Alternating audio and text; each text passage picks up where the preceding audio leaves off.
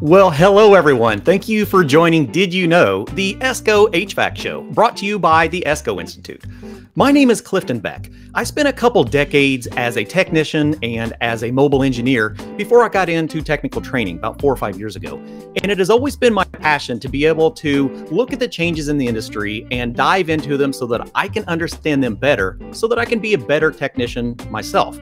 So as we start looking at these topics that have changed in the industry and where the industry is going, there are going to be a lot of items that need to be looked at from a deep perspective.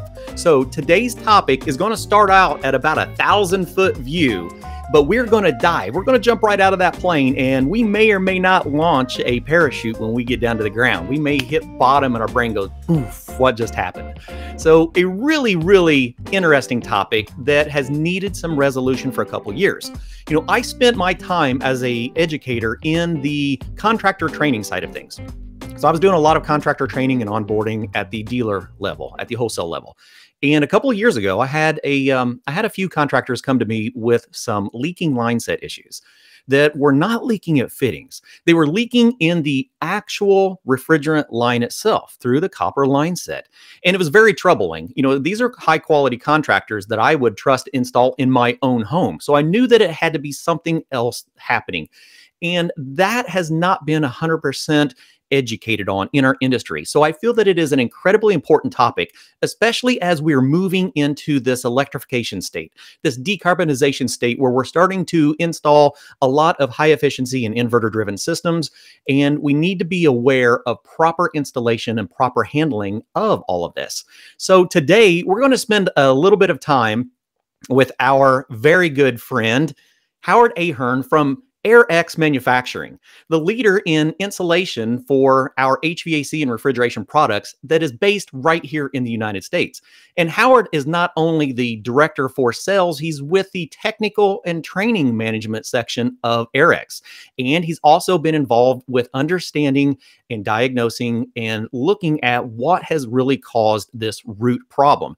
So we are with the person in the industry today to dive into corrosion of copper lines. Howard, thank you so much for joining us today. Thank you very much. Much appreciated and excited to be here. So Howard, tell us a little bit about where you're from and how you've gotten to this section of the industry. Sure. Well, you have it up there on the screen. We're in Palm Springs, California, which is a beautiful area. We're about 2 hours east of Los Angeles, but we're in the desert. And I always tell everyone we're 4 days a year. We're over 120. Last year we hit 125. Wow. There's probably almost 300 golf courses in this area. It's the golf courses haven. And I always say this: for everyone under 35, it's where they have Coachella. Oh yeah.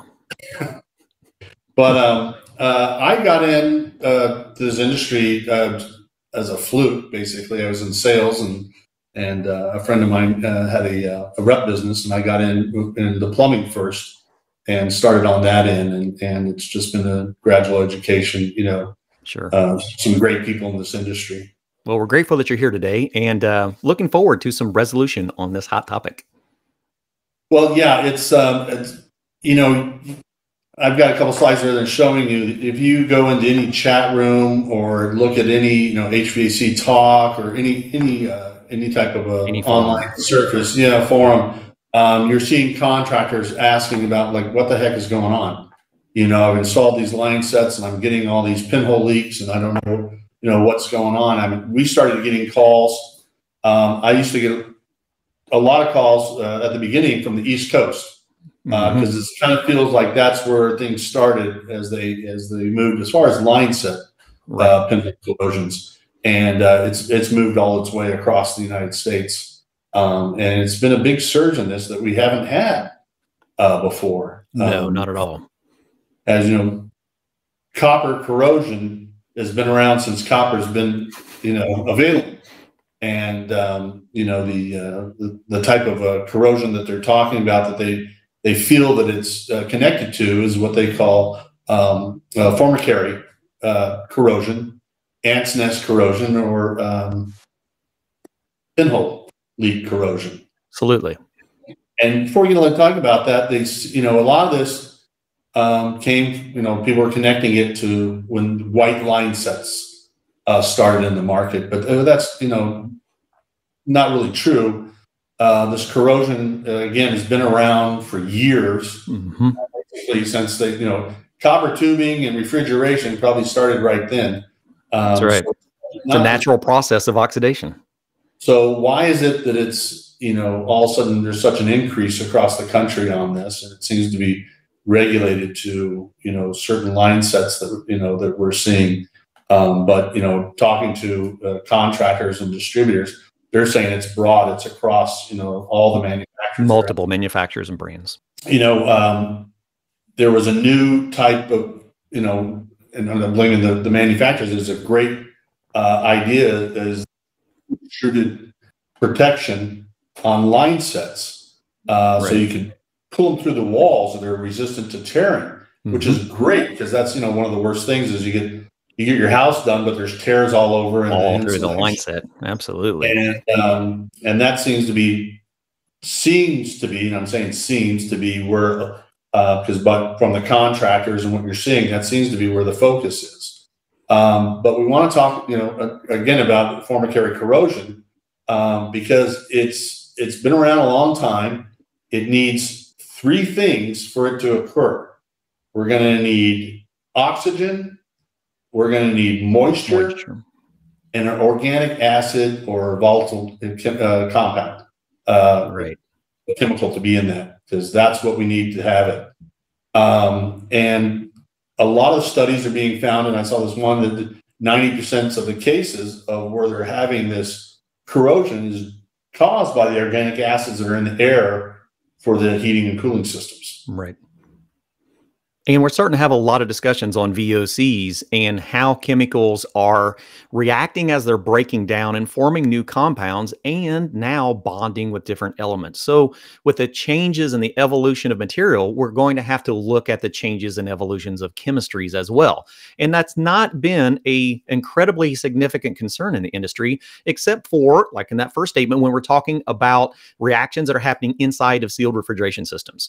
If we had fluorine or chlorine combining with hydrogen and oxygen inside of a system, we had moisture mixed in with the refrigerants, then we had the potentials for hydrochloric and hydrofluoric acids. So we were having interactions with hydrogen causing acidic formulations. And that's exactly what we're talking about now, is we're talking about a chain reaction of chemicals as they're breaking down. Right. And, some have said, well, and I've heard, and let's be clear, I can't tell you a definitive answer on why this is occurring. We can bring up all the causes that are happening, and we'll talk, more on that, I guess, as we move along. Sure. But the VOCs in the industry, and I always say, like, as you're a contractor and you're installing, say line sets and what have you, remember that caulking, silicone adhesives, foam insulation, all produce VOCs. Every drying compound that we use. I see those on line sets all over. See those inside the wall. So, contractors have to be aware that, part of their installations or they're not doing their installations correctly, combined with whatever products they're using, could be leading to these corrosion problems. And we're seeing the VOCs are being measured and monitored a lot closer, because as we are building these tighter homes, we are not having the air infiltration that we did, decades ago.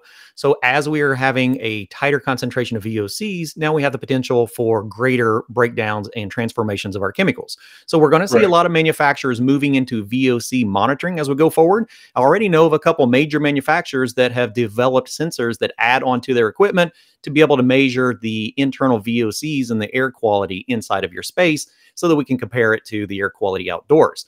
Being more aware of the volatile organic compounds that are in our home. They've been here forever. Like we said, anything that is drying is releasing VOC chemicals. It's just part of the natural breakdown of that generation. And also, we got to do something in the construction industry on this, because we're looking at cabinets, laminates, baseboards, all this stuff is containing these VOCs. And of course, that's producing in the air, and we're sucking up the air and passing it through the system. Exactly. There's a list that we were talking about. It's a smoke. If you're living near a industrial complex, a paper mill, or any type of manufacturing, there's probably VOCs that are being released into the air around your home that could be causing problems for you as well. Yep, just industrial contamination. Some of the things the insulation, the line set as it's used, there's not a problem. Okay, these manufacturers that are making, there's not a problem. Now, I've heard things as far as, one person told me from the copper industry, basically was saying that they were using an ammonia compound in the insulation. So if the insulation got wet, it was releasing ammonia, and after the course of a few years, it would etch into the copper itself. That's one of the theories. These line sets that have the co-extruded insulation, protection on them, are made so they can pull them through the walls, as we said, not tear, but they're not holding up outdoors, right, to all the elements that are out there. And that's where moisture and water is getting into it. And again, now that we've got the moisture in there with the VOC, now we've got the potential for the Formicary corrosion, which seems to be a leading cause of that. You see it everywhere, and this is, I don't know if that's a video that I had.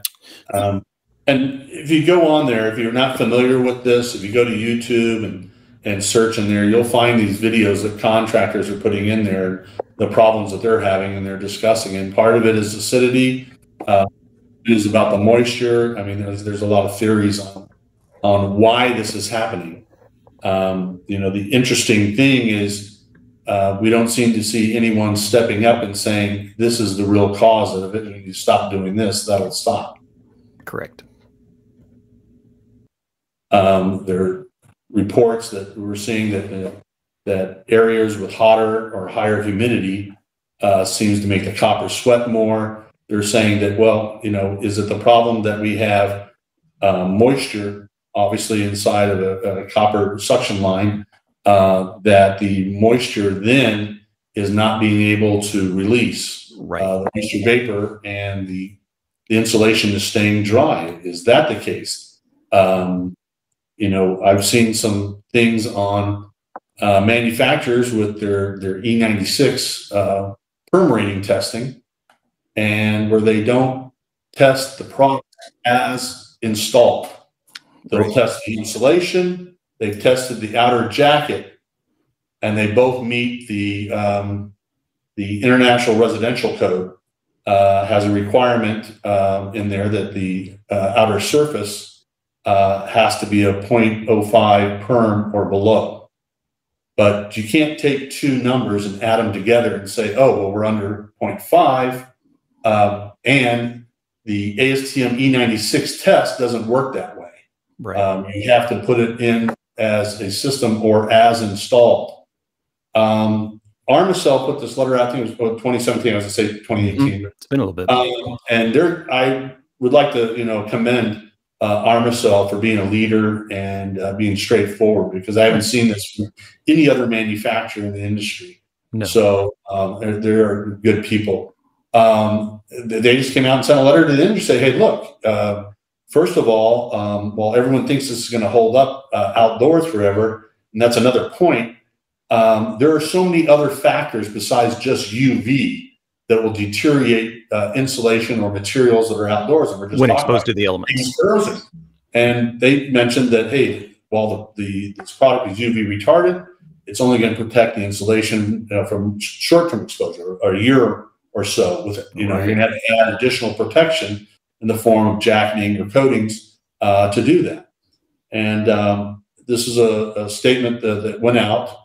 I commend them because they brought in, their engineering staff brought in samples of this pinhole leakage that was going on. They sent it out to third-party testing facilities, and their engineering, first of all, to find out, is it, because that's the big question, is it the copper?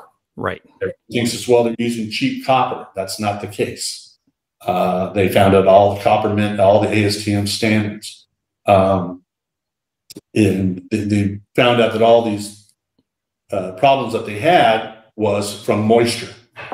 And the type of insulation that's used for there wicks really bad. So if wicking is going to take the water and it's going to pass it all the way down there. But I think the biggest thing that they found about this, and this is their statement, that it's the ends, or the termination ends, or the ends of the insulation that are exposed. And most people don't know that a bare end of insulation starts absorbing moisture right out of the air. It'll start absorbing moisture right out of the air. But the biggest problem is you don't have protection on the ends of the insulation. Right. So it absorbs that water. Whenever it rains, it's absorbing water. As you can see here, there's a gap between the tubing and the insulation, which acts as a freeway for water to run down the system. And that water gets in there.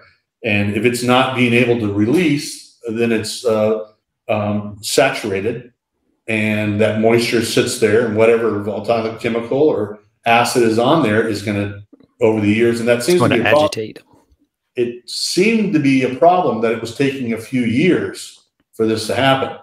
We're seeing an accelerated. I just attended a show in Pennsylvania just a month ago, and contractors there to see two different manufacturers. And one of them said that they had pinhole leaks within 7 months. Yeah. Another one told me it was within a year that they've already experienced pinhole leaks, even after reformulation of products. So, like I said, Armacell made very clear what you need to do, and it should be done. I mean, there's two things. The energy code says the insulation's got to be protected outdoors. That doesn't mean that you can cut it. The ends of the insulation or the insulation. Put a zip tie around it and you're done. Be protected. They say you should put a sealant on the end. I'm not a fan of putting a sealant on the end. I know it's a temporary help because the sealant or mastic or whatever you use is now exposed to the environment as well. So that's a temporary, hold on it. That's not really. That's what we say. It should be protected. If you do that, have something over that. And anywhere, again, that you allow air into the system, you're going to have moisture because of the condensation. And so that people don't realize that it's not just the moisture that gets it. Because of condensation, you're going to have moisture inside the insulation. You're going to have moisture on the piping itself. You're adding to the problem instead of preventing it. And professional contractors should know that when they install these, they need to close those in. Line sets have made it very convenient for people that maybe not are trained on how to install insulation. Proper installation. Right, and you see a lot of this now because of we have compression fittings. That we can put in a refrigerant line with compression fittings. We don't have to know how to solder or how to properly put in insulation and notch it and make sure it's and seal it and properly sealed. So it's just more education, and what you guys are doing is right on that. I saw this off of a HVAC school, and the interesting thing about it, this manufacturer was saying, "Well, use this tape," which is funny because the energy code doesn't allow the use of adhesive tape on insulation to protect it, which is one funny thing. The second one is I looked up this manufacturer that they're asking for, and that tape doesn't exist anymore. Oh, wow. And tape is you look at these tapes and you pull their submittal sheets, and they will say, keep out of direct sunlight, or, it's not warranted for continuous exposure to sunlight. So that's I saw a comment like this, they're saying it's Formicary corrosion. They're telling you that you got to do it right and put it in, but then they're telling you to put a piece of tape on it. I mean, come on, this contractor, and you see this, the contractors are upset. It's costing them lots of money and labor to go back and have to replace these line sets and whatever that are going on. And, part of this too is, the rumors I hear, which come from credible sources, is that manufacturers have gone to contractors and they're using non-disclosure agreements to go out and replace this stuff. So we're not really getting enough information, detailed information, on what can be causing this. This is kind of like, and I go back to, there was corrosion problems in the coils, and there was lawsuits with the coil manufacturers on that was settled. So we really don't know the exact cause of this, but it seems pretty obvious. Again, moisture, oxygen, and some type of volatile chemical, and you're going to have those problems with corrosion. Exactly. Now, why is it only on, let's put it this way, we can move on from there, but contractors have been using insulation and piping and putting in refrigerant piping for umpteen years. Mm-hmm. And guess what? The majority of doing residential, let's say, weren't sealing the ends of, they never seal the ends. And as we say in the insulation industry, maintenance of pipe insulation is basically non-existent. They never go out and repaint it. It's it's never protected. It's installed and it's a one and done typically. So why is it now? So if that existed before, and then all of a sudden these new co-extruded line sets come in, now why are we having this rise in the pinhole leaks?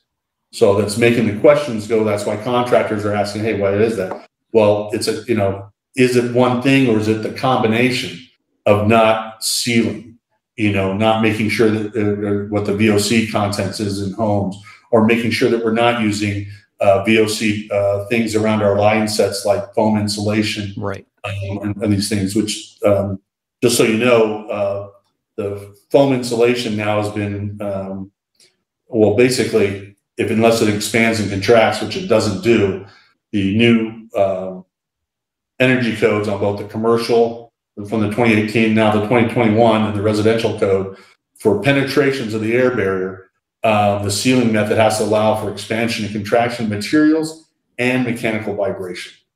Okay. Hard foam, expanding foam is not going to be eliminated for that. And plus, why would you want to put it on there, knowing now that it contains VOCs? Right. Exactly. Could be the potential contributor to the scenario. Yeah. So this is just something I throw up, also is that when we mentioned like sealing the ends, okay, but now they're still exposed to the environment and stuff. And some of these things, you should have something that protects the insulation. It should be removable, not only for repairs and what you can do there, but also for inspection, especially in new construction there, as you can see, because those pipes that are joints that are made have to be exposed for visual inspection before they're covered or enclosed. Sure. Well, you can't do that if you've got a type of insulation that you can't pull off. One that came up in the article in PM Engineering from a distributor in Pennsylvania and New York was that they were seeing scoring on the copper piping that's being used. And they're investigating that to see if that scoring on the outside of the piping is coming from when they're adding this co-extruded insulation. Theories, again. Sure. Again, there's no direct cause of it, but we do know that if you protect the ends of the insulation, you seal that up, you put proper protection, because again, some of this, as we were showing pictures of, some of this insulation that has a gel coating or a plastic coating on it, once it breaks down in a year or two, then water's getting directly in there, even if you sealed up the ends. Becomes very porous on the surface itself. I have a testing facility. It's called Howard's Backyard. And I take products, and among our own company's products and other manufacturers, it's not a scientific study, but I just put them outside to see how they hold up.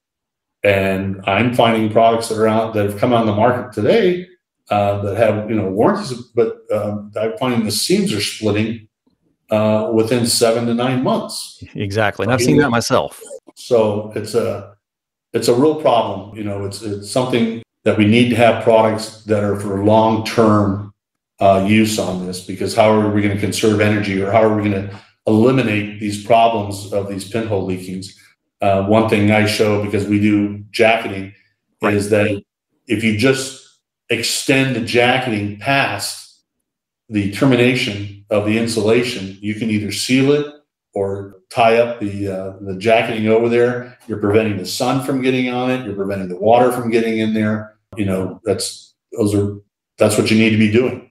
And we're trying to put more emphasis in looking at the codes to try to, you know, I understand that maybe the inspectors need more help on being able to identify that they say protect the insulation, but maybe it needs to include including the termination ends, you know, so they know to look for that, to make sure that those are sealed and protected as well. Sure, absolutely.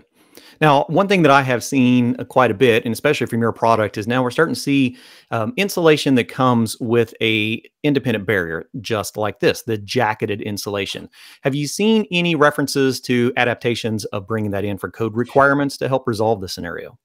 Well, that actually is not, that's just a jacket that goes over. Yep. That's not part of it. Is that, did I misunderstand you there? Yeah, no. So I've seen it as a practice. You know, it's being recommended by manufacturers of insulation to do an independent jacket for the insulation. Absolutely. Yeah, we're seeing that too now. People, they're starting to say, hey, if you want longevity, you need to put a jacket on it. You know, if you know, this is only, it's not a long-term basis.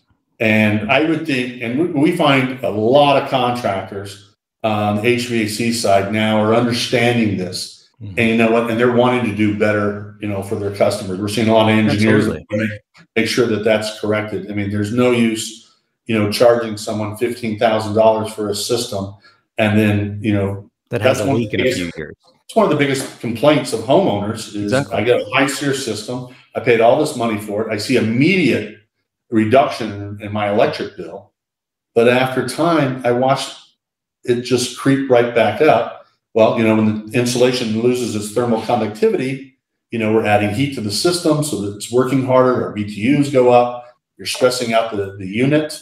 And one of the big things that a lot of people don't understand, and this comes from the insulation manufacturers themselves, is that it only takes a 1% gain of moisture to drop your thermal efficiency 7.5%. That is significant. So it doesn't take much to make a real impact on that. And no, it's fantastic. I'm glad to have that as a reference point. Yeah, there's the pictures of there are some of the seams are just splitting, you know, out in the open. So, and that's the comment that I was making, and that's you know, that is a big indication. Like I said, moisture is a very big problem with that. And again, I talk about, you know, everyone thinks UV. And if you look at the code, whether it's the ASHRAE 90.1 standard or the international codes, it talks about protecting it against sunlight, moisture, equipment maintenance, which is physical, and wind. But the second part of that code, if you read it, will say, shall be shielded against solar radiation that causes degradation of the material. Remember, UV is only 8% of that whole solar radiation spectrum. You know, it's a very important part. Sure. But it's not the only contributing factor. I always use the example. If you ever taken a bicycle, put it in your garage, and a year later, you notice the tires are degraded. Wasn't exposed to UV. Heat, dry rot, you know, those type of things are going to do that. You know, that's the moisture, heat like that, dry rot, physical damage, and everything. These are all the things that are enemies of insulation. And that's an article, and I always like put the guy with the big eyes about, you know, if you lose that thermal conductivity right away, you know, you're adding heat on the return. Absolutely. One of the things that I do see comments on is painting of insulation, and I'd really like for us to be able to kind of clarify that a little bit. Well, first of all, painting or putting mastic on it doesn't protect it from physical damage. Right. So in the eyes of the code, that's not an acceptable standard. There are some codes that still say, oh, you can paint it. Well, all the paints that I see, are mastics or paints or solar paints, all have to be, they take 2 coats, not one. They have to be reapplied every 1 to 2 years. As again, we mentioned earlier, maintenance of pipe insulation is non-existent. Right. People don't do it. And that's why you see this insulation all rotted out or partly painted or what have you. It doesn't do it. The other big thing that we were just talking about is latex paints, oil-based paints. The masses, they all contain what? VOCs. VOCs as they're drying. They're the problem. So, it's not really a good thing to do because it has a very short, and it really takes a lot of labor to be able to do those. It is very labor intensive. If you think about that, if you're having to go back every 1 to 2 years to reapply, and it's not part of a consistent maintenance program, it's not going to happen. It's not. You're right. No. And just, equipment maintenance can happen from anything, from whether it's weed whackers, the birds, birds and rodents love to rip apart anything that's malleable. And that's especially any type of spongy insulation that they can get their hands on. Sure. And there's just some, proper, doing it. Best practices. There's no air gaps. There's sealing the ends of it. That's what you got to have. And that, of course, it's just my photos that I've collected over the years, and everyone sees that. I mean, the biggest thing I always say when we teach in a class is we've all seen the damaged insulation. You probably see it at your own home. Right. But you never do anything about it. Exactly. It's always been a minimal factor, unfortunately. Right. And, for years and years, pipe insulation manufacturers, and I'm not saying all of them, but some of them were telling you, oh, if it's residential, you don't need, don't worry about protecting it. Sure. We've got UV in it. It's fine. But as this went on, and California was the first state to start putting the protection into the energy code on the residential side. And it was interesting because now, and again, you always think that if the UV says or the insulation says it's UV resistant, then it meets the code. Well, again, there's so many other things, but just to show you, some of the companies have gone forward. The next slide, I think you'll see is Armacell, and they came out and just said, hey, no elastomeric foam is truly UV resistant. They offer a limited resistance to UV. So their instructions say if you're using that product outdoors, it needs to be protected. It's not protected 100% from UV. And that's the important part, is that we understand that, things have changed over time, and the understanding of how effective our components are has really taken a deeper dive, a deeper understanding. And that's what we're here for. This is not exactly new information, but it's not shared well enough for the industry to understand what it is. So a very important stance to be able to show that there is no elastomeric foam that is truly a UV resistant. It cannot protect on its own from UV. Correct. And you see that from the other manufacturers. Multiple manufacturers. We all have the same thing. They're saying, an interesting thing too, and they'll tell you we're talking about refrigerants right now. They'll tell you, hey, if you're using our insulation on low temperatures, refrigerants, in humid environments, it requires a vapor retarder. Right. Yet I'm not seeing anyone putting vapor retarders, and the code doesn't require in these humid areas, which they should if it's used, but it's kind of, it's left up to you to do that. But you can look for other products that you can put on there that would give you that vapor barrier, vapor retarding system. Sure. Some of the insulation is like class 2 vapor retarders, so it's a very good products to put on there. But the one interesting thing, this was a bulletin from a manufacturer that said, hey, whether the insulation is listed as UV resistant or not doesn't matter, because the code says you got to protect it, period. Whether the insulation has to be protected.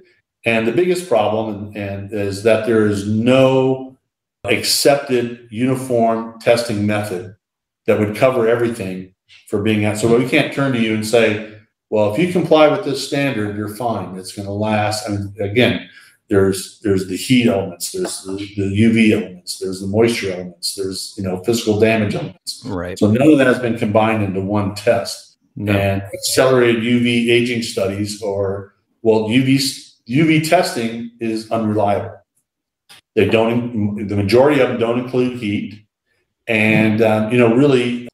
It depends on the placement of wherever your material is going to be is dependent upon how much UV it's going to be exposed to.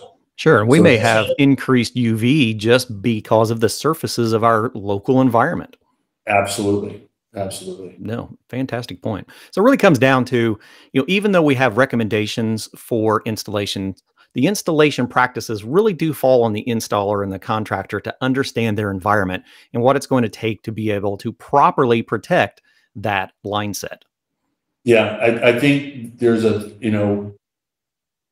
contractors, when all this pinhole leak started, they all wanted to blame someone else, and rightly so.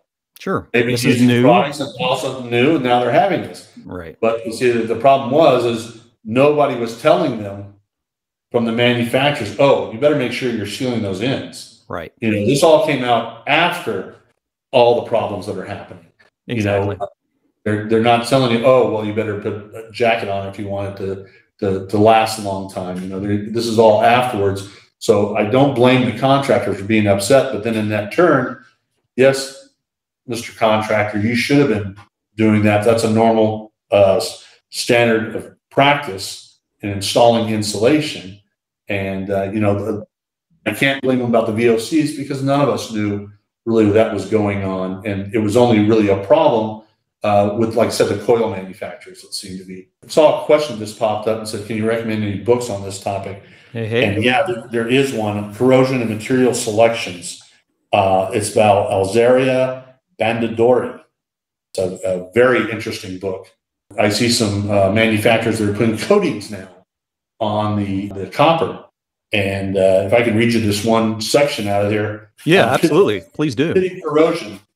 He says, pitting corrosion occurs in materials that have a protective film, such as a corrosion product or a coating.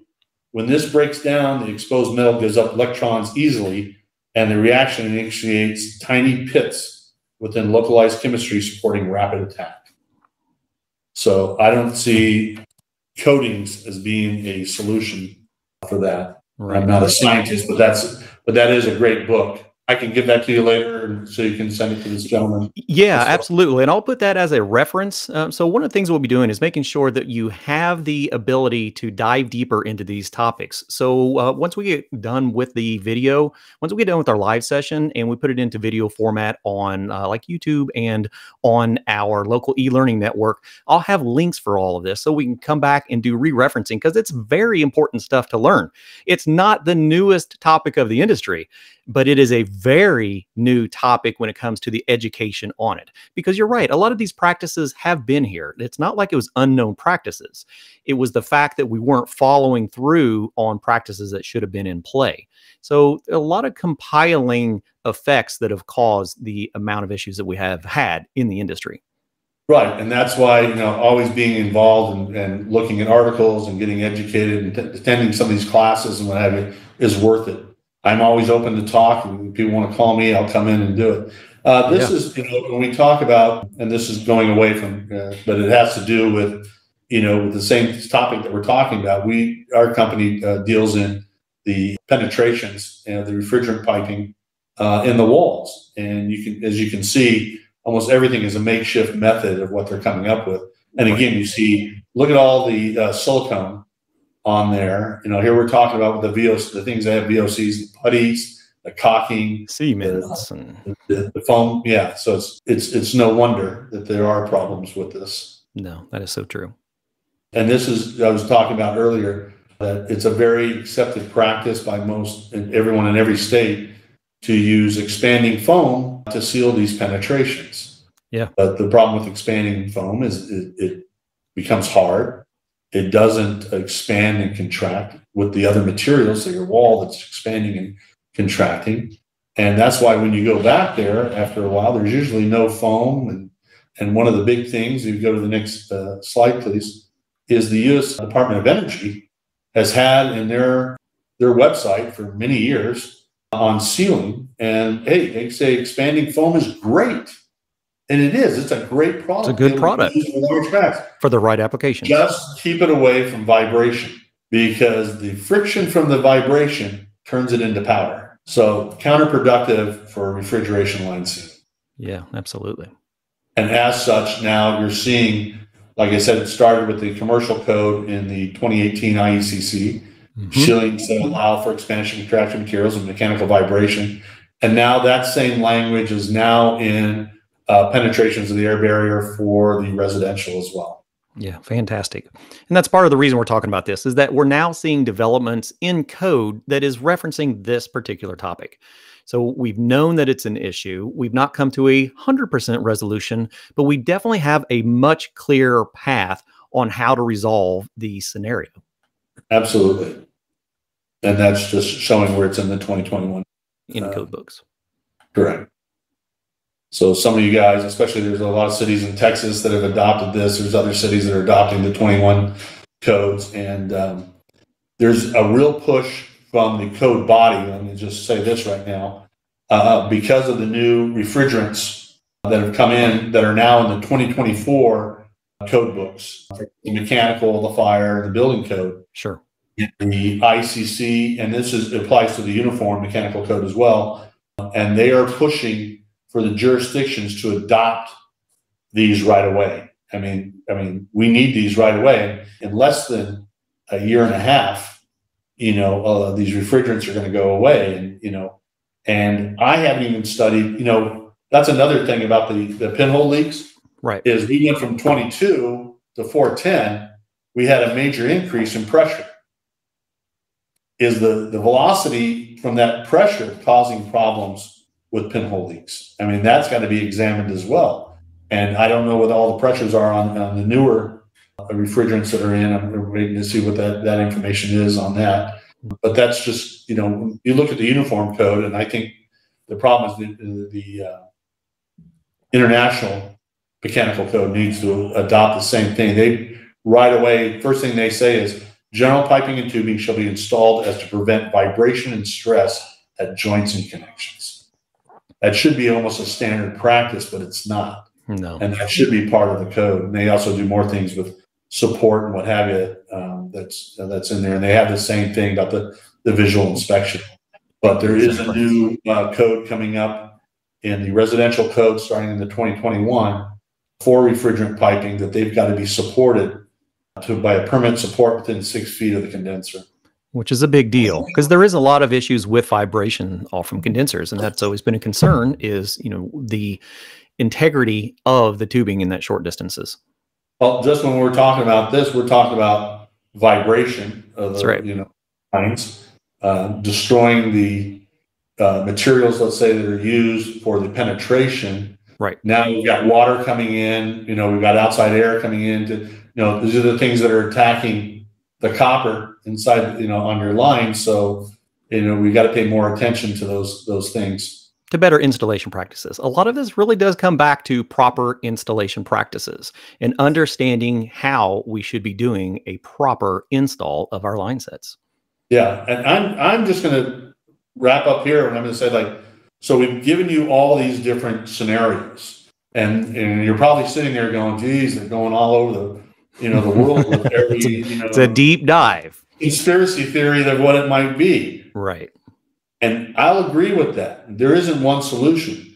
But like I mentioned earlier, it is very interesting that contractors are putting in insulation and not protecting the ends, and they weren't having a real problem with this.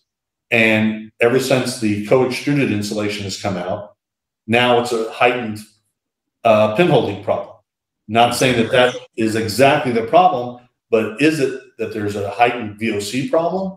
Is it that all of a sudden contractors aren't sealing those ends, or is it the problem with the types of new protected insulation stuff that they're breaking down too quickly and the water is entering the systems rapidly? So those to me seem to be a lot of what we're seeing that. Yeah. So a good recap of this is that the lesson of today is that our issue at hand is not going away anytime in the near future. We have a better grasp, a better understanding of how our products are breaking down, how we are having water infiltration that is potentially aiding into that process, and just a better understanding of proper installation practices for insulation on our line sets. A great topic. Howard, I'm so glad that you joined us today. There's one last question, Paul. Yeah. Paul, just real quick before we go, and that just popped up, so I wanted to. And Paul's asking if we're seeing more pinhole leaks outdoors to UV issues or indoors. Very good question. Well, Paul, I'm definitely seeing more outdoors. Yeah. But you got to remember, there's VOCs in both. You're saying it's VOCs and it's because of the moisture that's coming into there. But we're seeing, I almost see almost everything is outdoors. Even though, let's talk about that. If you have VOCs indoors, you're sucking that air, you're passing it through the system. So it's coming through there in that way also. But it's got to be looked at it both ways. I know as I wanted to leave with the ACCA has a paper on Formicary corrosion. I hope Clifton's going to put it up. I will up that as a link for us. I didn't get to post that in here fast enough. It's something you can talk to your consumers and your customers about, how they can add maybe some products or whatever, or be more aware, because as you mentioned before, with the tightness of the homes today for air leakage, that could be more of what we're seeing as a problem with the VOCs entering the system. Yeah, absolutely. And we have a little bit of time. If anyone in the audience has any more questions that they would like to pull up on this particular topic, we'd love to have you in here. We'll give it just a minute or so. And I'll throw out some good resources for all of our guests and for follow-up. Howard, one place that they can find some follow-up information is at AirX Manufacturing at the YouTube. And the webpage is www.airxmanufacturing.com. And for any of you that are on LinkedIn, you'll find Howard Ahern out there as well. So make sure to join in and continue this conversation with us. It's not an ended topic. That's the reason I chose this and chose Howard, because it just doesn't have a conclusion, 100% conclusion. We have a lot of potential candidates for it, and we are going to continue, unfortunately, probably to see some of this. So now we are here to better understand the scenario, have some resolutions, and hopefully put in best practices to eliminate this very, very costly scenario that has definitely been in our industry for a few years.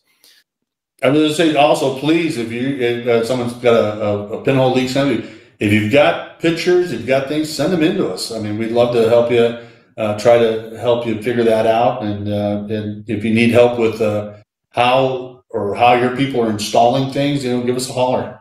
Absolutely. That's what we're here for. We are an industry that is here to make you better, to support you in all of your endeavors in this industry, and to bring the professionals for each of these topics so that we have a chance to talk about them openly in a fun scenario. So, Howard, it's great having you, my friend. And thank you very much. And thanks the Institute for allowing me to come on. Much appreciated. Love it. Everyone, have a wonderful evening, and we'll see you again next week on Did You Know? The ESCO HVAC Show. Thank you for joining Did You Know? The ESCO HVAC Show.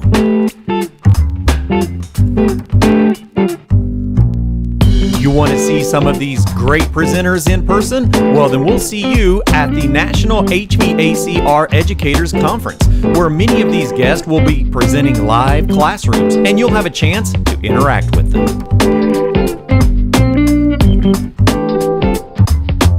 Would you like to watch this show again? Hey, no problem. Just head on over to YouTube to ESCO Institute. Do you have a topic that needs clarified about some kind of a change in the industry? Well, then let me know. See Beck at escogroup.org, and we'll see what we can come up with.